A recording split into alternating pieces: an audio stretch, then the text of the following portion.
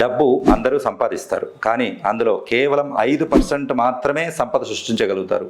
ఈ 5%లో మీరు ఉండాలనుకుంటున్నారా? Money attraction, debit management and business ideas గురించి తెలుసుకోవాలనుకుంటున్నారా? కింద కనపడిన నంబర్లకు కాల్ చేసి నా క్లాస్ అటెండ్ అవ్వండి. శివోం. మదర్ ఇండియా ట్రస్ట్, అలాగే బిలియనీర్ క్లబ్ సబ్స్క్రైబర్సు, అలాగే నా ఫాలోవర్స్ అందరికీ కూడా పేరు పేరున క్రోధి నామ సంవత్సర శుభాకాంక్షలు, శుభాభివందనలు. మీ అందరికీ ఈ సంవత్సరము అత్యధికంగా కలిసి రావాలని, మంచి డబ్బు, మంచి ఆరోగ్యము ఆ పరమేశ్వరుడు అందరికీ ఇవ్వాలని కోరుకుంటున్నాను. ఇక్కడ ఉగాది రోజు చేయవలసిన ప్రధాన వాటిలో ఉగాది పంచాంగ శ్రవణం గురించి చెప్పుకున్నాం. ఇప్పుడు నెక్స్ట్ ఇంపార్టెంట్ ఏంటంటే ఉగాదికి మాత్రమే ఉన్నటువంటిది ఏంటంటే షడ్రుచుల ఉగాది పచ్చడి సేవనం. ఇది మనకు శాస్త్రంలో చెప్పినట్లు కాకుండా, మన పెద్దలు చెప్పినట్లు కాకుండా ఇప్పుడు కొత్తగా చేస్తూ ఉన్నారు. అవి కొన్నిసార్లు చెప్తే మీకు చాలా ఆశ్చర్యం వేస్తుంది. అసలు ఉగాది రోజు ఉగాది పచ్చడి ఎందుకు సేవనం చేస్తారు? దీని వెనక పెద్ద బ్యాక్గ్రౌండ్, పెద్ద సైంటిఫిక్ కాజే ఉందండో. ఇందులో ఫస్ట్ ఆయుర్వేదం ప్రకారం తీసుకుంటే మనిషికి వచ్చే జబ్బులకు 3 రకాల ప్రధాన కారణాలు చెప్తుంది. వాతము, పిత్త, కఫ. వాతం పెరిగినా, పిత్త పెరిగినా పైత్యము, తర్వాత కఫం పెరిగినా ఇంబ్యాలెన్స్ అయ్యి జబ్బులు వస్తాయి అంటుంది. వీటి మూడిటికి మనం తినే తిండికి కనెక్షన్ ఉంది. వాటితో పాటు ఈ ఉగాది పచ్చడి కూడా కనెక్షన్ ఉంది. ఇక హోమియోపతిలో చూసుకుంటే సోరా, సిఫిలిస్, సైకోసిస్ అని 3 రకాల బేసిక్ మయాజమ్స్ ఉంటాయి. అని అంటే జబ్బు రావడానికి ప్రధానమైనటువంటి అంశాలు ఉంటాయి, కారకాలు. అందులో చూసుకుంటే సోరా అని అంటే స్కిన్కు ప్లస్ బేసిక్కు సంబంధించినవి అని అంటే ఫిజికల్ లెవెల్కు సంబంధించినవి అని ఉంటాయి. సిఫిలిస్ అనేది చూసుకుంటే ఇది డిస్ట్రక్టివ్ మేనర్ అని అంటే కణితులు పెరగడం, అవి డిస్ట్రక్షన్ మేనర్ అవ్వడం, అనవసరమైన అల్సర్స్ ఫామ్ కావడం, అలా అటువంటివి. ఇక సైకోటిక్ అనేది చూసుకుంటే ఫిజికల్, తర్వాత డిస్ట్రక్టివ్, తర్వాత మెంటల్ అని అంటే మానసిక సమస్యలు. ఇప్పుడు నెక్స్ట్ వచ్చే యుగాల్లో అంతా కూడా ఈ సైకోసొమాటిక్ డిజార్డర్స్ ఎక్కువ కాబోతున్నాయి. స్ట్రెస్, యాంగ్జైటీ, టెన్షను, తర్వాత ఈ అన్ని మానసిక జబ్బులు, డిప్రెషను, ఇలాంటివి అన్నట్టు. సో ఇలాగా ఇవి బ్యాలెన్స్ చేయాలంటే కూడా మన ఫుడ్తో, ఇండిస్పోజిషన్ అంటుంది హోమియోపతి. కాబట్టి ఫుడ్తో సంబంధించిన సంబంధం ఉంటుంది. వీటికి ఈ షడ్రుచులకు సంబంధం అనేది చాలా డీప్గా ఉంది. అదేంటో చూద్దాం. ఉగాది పచ్చడిలో 6 రకాల రుచులను వాడడం జరుగుతుంది. షడ్రుచులు అంటారు. ఇవి మనలో ఉండే ఎమోషన్స్ను కంట్రోల్ చేస్తాయి. అదేంటి? ఫుడ్ ఎమోషన్స్ సంబంధం ఉందా అంటే డెఫినెట్గా సంబంధం ఉంది. మనం తినే తిండితోనే మనకు ఆరోగ్యం ఉంది. ఆయుర్వేదము ఆహారాన్ని ఔషధంగా పేర్కొంటుంది. ఇప్పుడు చెప్పండి, ఔషధం ఎంత తింటారా, ఎన్ని వేసుకుంటారా? మితంగా తీసుకోవాలి. ప్రతి ఒక్కరికి తినేటప్పుడు ఫస్ట్ బర్ప్ అనేది వస్తుంది, అంటే చిన్నగా ఒక తేపు వస్తుంది, అప్పుడు ఆపేయాలి. మన వాళ్ళు అప్పుడు ఆపరు, ఇంకా తింటారు. ఇంకొంతమంది అయితే మరీ ఘోరంగా నేను చూశాను, కడుపు నిండితే అటు ఇటు తిరిగి ఖాళీ అయ్యాక మళ్ళీ తింటుంటారు. ఎవరైనా చేత్తో కొడితే నోట్లోంచి బయటకు వస్తుంది, అలా తింటారు. ఇలా తినడం అనేది సర్వరోగాలకు మూల కారణం. మనం తిండే మన రోగాలకు కారణం. కాబట్టి మితంగా తినండి. సో ఈ ఉగాది పచ్చడి గురించి మనం చెప్పుకుంటే భూమి మీద 3 రకాల అమృతాలు ఉన్నాయి మనకు శాస్త్రంలో. ఏమున్నాయి? 3 రకాల అమృతం. అమృతం అంటే ఏంటి?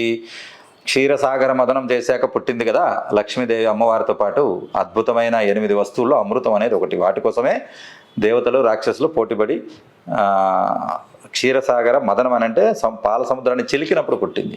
సో అందులో పుట్టిన అమృతం లాంటివి మన ముందు ఉన్నవి. అందులో ఫస్ట్ వాటర్, నీరు. అదేంటి సార్ నీళ్ళని పట్టుకుని అమృతం అంటారంటే, ఎస్, నీటిని సరైన పద్ధతిలో వాడుకుంటే, తాగవలసిన స్టైల్లో తాగితే, తాగవలసిన పద్ధతిలో తాగినా, తాగవలసిన టైంలో తాగినా అది అమృతంలా పనిచేస్తుంది. ఒకటి. కాబట్టి ఇప్పుడు కొత్తగా ఒక సైంటిఫిక్ రీసెర్చ్ అనేది జరుగుతుంది. మేము కూడా కండక్ట్ చేస్తూ ఉన్నాము. కంటిన్యూగా 7 రోజుల వరకు ఫుడ్ లేకుండా కేవలం హైడ్రోథెరపీ అంటే వాటర్ మీద మాత్రమే పెట్టినప్పుడు క్యాన్సర్ కణాలు పటాకుల్లా పటపటా పేలి చనిపోతున్నాయని చెప్పేసి ఇంటర్నేషనల్ రీసెర్చ్ ఫౌండేషన్లే కనుక్కుంటున్నాయి. అనంటే నీరు మాత్రమే ఇచ్చి గ్లూకోజ్ ఇవ్వకపోతే క్యాన్సర్ కణాలు చనిపోతున్నాయని కనుక్కోవడం జరిగింది. ఇప్పుడు చెప్పండి, నీరు అమృతంతో సమానమే. నెక్స్ట్ వచ్చేసి ఆవు నెయ్యి. ఎస్, ఆవు నెయ్యి అమృతంతో సమానం. అసలు గోవులో సకల దేవతలు కొలువై ఉంటారు. అటువంటి ఆవు పాల నుంచి వచ్చిన ఆవు నెయ్యి కూడా అమృతంతో సమానము. అందుకే ఎక్కువగా యజ్ఞాల్లో, యాగాల్లో, పూజల్లో ఆవు నెయ్యిని వాడుతూ ఉంటారు. దీపానికి కూడా ఆవు నెయ్యి ప్రత్యేక విశిష్టత కలిగినది, ద బెస్ట్ అని మనం చెప్పుకుంటున్నాం. నెక్స్ట్ మనం చూస్తే 3వ అమృతం ఏంటో తెలుసా? అదే ఉగాది పచ్చడి. సో ఇప్పుడు అందరూ తీసుకుంటారు ఉగాది పచ్చడి, ఎందుకంటే అమృతంతో సమానం అని చెప్పాం. ఆ సంవత్సరం అంతా మీకు శారీరక మానసిక జబ్బులు ఇబ్బంది లేకుండా అనేది మీకు చూసుకుంటాయి. అయితే ఇక్కడ తయారు చేసే పద్ధతిలో చాలామంది తప్పులు చేస్తూ ఉన్నారు. ఫస్ట్ ఏమి వేయకూడదో చెప్తాను, తర్వాత ఏం వేయాలో చూద్దాం. ఉగాది పచ్చడిలో మనము 6 రకాల రుచులు అనుకున్నాం. 6 రకాల రుచులో తీపి కోసము చక్కెర, తేనె ఇలాంటివి కాకుండా బెల్లము మాత్రమే వాడాలి. ఆ బెల్లము కొత్త బెల్లమై ఉండాలి, రీసెంట్గా వచ్చింది ఉండాలి. ఎందుకంటే కొత్త సంవత్సరానికి పాతది కాకుండా కొత్త బెల్లం వాడేలా చూసుకోండి.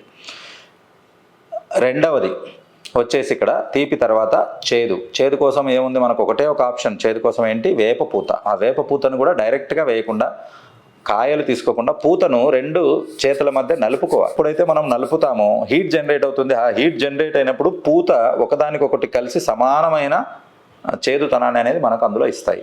డైరెక్ట్గా అలా వేసేయకూడదు. ఇలా వేసి చూడండి, మంచి రుచి, దాంతోపాటు ఆరోగ్యం కూడా ఉంటుంది. చేదుకు వేపపూత, తీపి చేదు అయిపోయింది.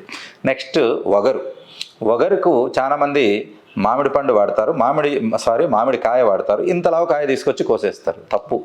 కాయ పెరిగాక అది పులుపు అవుతుంది తప్ప వగరు ఉండదు. మరి వగరు రావాలనంటే ఇంత ఉండాలి. మామిడి పిందె అంటే ఇప్పుడు కరెక్ట్ ఈ సైజులోనే ఉంటాయి మామిడికాయలు.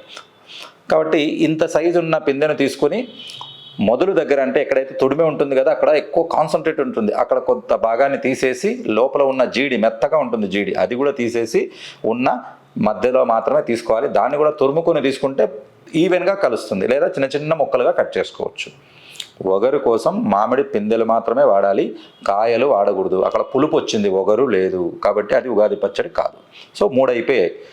తీపి, చేదు, వగరు అయిపోయింది. నెక్స్ట్ పులుపు. ఈ పులుపు కోసము, పులుపు అనగానే అందరికీ నోట్లో నీళ్ళు ఊరుతాయి. అది ఏంటంటే చింతపండు. అయితే ఈ చింతపండు ఏంటనంటే అందరూ ఇక్కడ చేసే తప్పు పని, పాతది ఇంట్లో ఉన్న చింతపండు తీసుకుంటారు. కాదు, కొత్తగా ఇప్పుడు చింతకాయ నుంచి వచ్చిన పండు మీరు తీసుకుంటేనే అది దివ్యౌషధంగా పనిచేస్తుంది. కొత్త చింతపండు మీకు దొరుకుతుంది కాబట్టి ముందే తెచ్చిపెట్టుకోండి. కొత్త చింతపండు మీరు తెచ్చిపెట్టుకొని దాంట్లో ఉన్న ఫైబర్ తీసేసి, మట్టి ఏదన్నా ఉంటే కడిగేసి, విత్తనాలన్నీ తీసేసి వాటిని ఒక అరగంట ముందే నానబెట్టుకొని గుజ్జును మాత్రమే తీసుకోవాలి. కాబట్టి మిగతాదంతా పడేసి వడగట్టి తీసేసుకోవచ్చు. అది పర్ఫెక్ట్ పులుపు. ఇక తీపి, చేదు, వగరు, పులుపు అయిపోయాయి. నెక్స్ట్ ఉప్పు. అందరూ చేసే తప్పు ఏంటంటే తలతలా మెరిసే తెల్లటి ఉప్పును అయోడైజ్డ్ సాల్ట్ని కలుపుతున్నారు. ఇది తప్పు. ఉప్పు న్యాచురల్గా సముద్రం నుంచి వచ్చినదై ఉంటే ద బెస్ట్ రిజల్ట్ ఇస్తుంది. లేదా మనకు హిమాలయన్ సాల్ట్, పింక్ సాల్ట్ అంటాం కదా, అది తీసుకోవాలి. అది కూడా సముద్రమే ఒకప్పుడు హిమాలయాల్లో ఉన్నటువంటి గనుల్లోకి వెళ్ళి అది ఉప్పు తయారై ఉంటుంది, అదైనా మంచిది. కాబట్టి న్యాచురల్గా ఉన్నది తీసుకోవాలి. మనం అయోడైజ్డ్ సాల్ట్ తర్వాత తెల్ల ఉప్పు కలిపితే యూజ్ లేదు. కాబట్టి మీరు దయచేసి ఉప్పును కూడా న్యాచురల్గా ఉండేలా మీరు చూసుకోండి. నెక్స్ట్ వచ్చేసి ఈ ఉప్పుతో పాటు 6వది వచ్చేసి మనం చూసుకుంటే కారం. ఈ కారానికి మనం ఏం తీసుకోవాలనంటే, అందరూ కారం అనగానే మిర్చి తీసుకొని వస్తారు. అసలు మిర్చి మనది కాదండి. ఫ్రెంచోడు డచ్చోడు వచ్చి మనకు తగిలించిపోయాడు. మన మిరియాలను ఎత్తుకొని పోయాడు, పెప్పర్ని తీసుకొని పోయి ఆరోగ్యకరమైన స్పైస్ని తీసుకొని పోయి అనారోగ్యకరమైన మిర్చి ఇచ్చాడు. మిర్చితో పాటు క్యాన్సర్ని కూడా ఇచ్చిపోయాడు. మిరియాలు ఈ భూమి మీద ఉన్నటువంటి దివ్యౌషధం. అది కూడా మన భారతదేశానికి భగవంతుడు ఇచ్చిన వరం మిరియాలు అనేది, స్పైసెస్. కాబట్టి ఈ నల్ల మిరియాలు లేదా మామూలు మిరియాలు మాత్రమే వాడాలి. చాలామంది మిర్చి కట్ చేసి వేసేస్తారు, ఇది తప్పు. ఇంకొంతమంది అయితే కారం పొడి వేసే వాళ్ళని చూశాను, ఇది మరీ ఘోరం. అసలు ఉగాది పచ్చడి అన్నది ఫ్రెష్గా దొరికిన వాటిలో మనం చేసుకోవాలి. సో ఇక్కడ మిర్చి అనేది కాకుండా మనం మిరియాల పొడి మనం వేసినప్పుడు, మిరియాల పొడి ఇక్కడ వాత పిత్త కఫల్లో ప్రధానమైనటువంటి పాత్ర పోషిస్తుంది బ్యాలెన్స్ చేయడానికి. ఒక్కటే ఉదాహరణ చెప్తాను. జనరల్గా కొంతమందికి జామకాయ తింటే జలుబు చేస్తుంది. అదే జామకాయ కోసి దాని మీద మిరియాల పొడి చల్లుకొని తినండి, జలుబు చేయదు. అని అంటే అక్కడ కూల్ను హీట్ చేసి బ్యాలెన్స్ చేస్తుంది, ఇంకొక చోట హీట్ను కూల్ చేసి బ్యాలెన్స్ చేస్తుంది. మన బాడీకి ఎంత కావాలో అంత చేసే దివ్య ఔషధం మిరియాలు, బ్లాక్ పెప్పర్. సో విన్నారు కదా, వగరు కోసం మామిడి పిందెలు, తీపి కోసం బెల్లము, పులుపు కోసము చింతపండు, కారం కోసం వచ్చేసి మిరియాలు, వీటితో పాటు చేదు కోసం వచ్చేసి వేపపూత. సో ఉప్పు కోసం వచ్చేసి నార్మల్ ఉప్పు, సాముద్రిక లవణం మాత్రమే వాడుకోవాలి. సో ఇవన్నీ కూడా కలిసి చేసుకోవాలి. ఇంకా ఇంకొకటి ఏంటంటే దీన్ని అమృతం అని చెప్పుకున్నాం. మరి అమృతంలో ఇంకొకటి ఏం చెప్పుకున్నాం? వాటర్ అమృతం అన్నాం కదా. ఉగాది పచ్చడి ఎప్పుడు తినేలా ఉండకూడదు, తాగేలా ఉండాలి. ఇది చాలా మందికి తెలియదు, గట్టిగా చేసి ఇచ్చేస్తుంటారు, అది తప్పు. ఏం చేయాలి? అది ఉగాది పచ్చడి సేవనం అన్నారు, కడుపు తినడానికని కాదు, తాగేలా ఉండాలి. ఇది బాగా గుర్తుపెట్టుకోండి. కాబట్టి ఒక చిన్న గ్లాస్ మీద మనం ఇవన్నీ కలుపుకొని ఒక 15-20 నిమిషాలు వదిలేస్తే పచ్చడి రెడీగా ఉంటుంది. డైరెక్ట్గా తినకూడదు, స్వామివారికి నైవేద్యం ఇవ్వాలి. ఎవరికి ఇవ్వాలి? జగతత్పితరవు వందే పార్వతీ పరమేశ్వరవు అంటే ఈ జగత్తుకే తల్లిదండ్రులైనటువంటి పార్వతీ పరమేశ్వరులకు ముందు నైవేద్యంగా పెట్టి వాళ్ళు ఆ రోజు పెట్టే స్పెషల్ నైవేద్యం అండి అసలు ఉగాది పచ్చడి. కాబట్టి దీన్ని మనం అమృతంతో సమానం అని చెప్పాం. కాబట్టి స్వామివార్లకు నైవేద్యంగా పెట్టి వాళ్లకు కొంచెం ప్లేట్లో పెట్టి తదుపరిది మనం తీసుకున్నట్లయితే మళ్ళీ వచ్చే ఉగాది వరకు మీకు ఆయువు, ఆరోగ్యము, ఐశ్వర్యము ఇలాగా అన్నీ కూడా మీకు సమకూరుతాయని చెప్పడంలో ఎటువంటి సందేహం లేదు. ఆ పరమేశ్వరుడు అందరికీ కూడా ఈ ఉగాది పచ్చడి సేవనం ద్వారా ఆయురారోగ్యాలు ప్రసాదించాలని కోరుకుంటూ నేను మీ డాక్టర్ విశేష్ రెడ్డి శివం. డబ్బు అందరూ సంపాదిస్తారు, కానీ అందులో కేవలం 5% మాత్రమే సంపద సృష్టించగలుగుతారు. ఈ 5%లో మీరు ఉండాలనుకుంటున్నారా? Money attraction, debit management and business ideas గురించి తెలుసుకోవాలనుకుంటున్నారా? కింద కనపడిన నంబర్లకు కాల్ చేసి నా క్లాస్ అటెండ్ అవ్వండి. శివం.